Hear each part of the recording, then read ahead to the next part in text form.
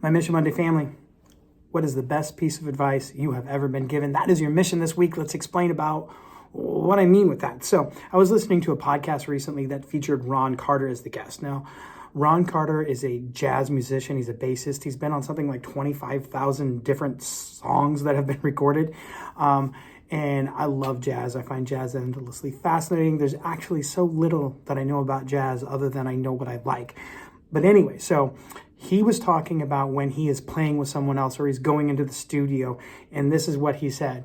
He said, I leave my ego at the door and I bring in an extra set of ears. And I thought, holy cow, that is a great piece of advice that transcends to so many different experiences beyond recording jazz music. So I think that when we talk with other people about the wisdom, the advice they have gotten from other people, we all get wiser for it.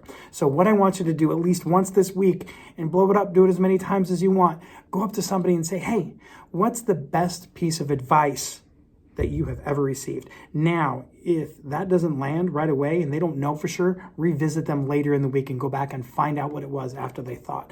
But when you ask somebody, hey, what's the best piece of advice you have ever received? Then you are validating their experience with that advice and the wisdom that they've gained, and you're enriching your own. And I think that just lifts us all up. So one more time, at least once this week, go up to somebody and say, what is the best piece of advice you have ever been given? Hey, just so you know, be ready with yours as well. For me this week, it's leave your ego at the door and bring an extra set of ears. Might not be the best piece of advice I've ever received, but it's the best I've heard this week. Also, I would love it if you go to missionmonday.com, and I love you guys.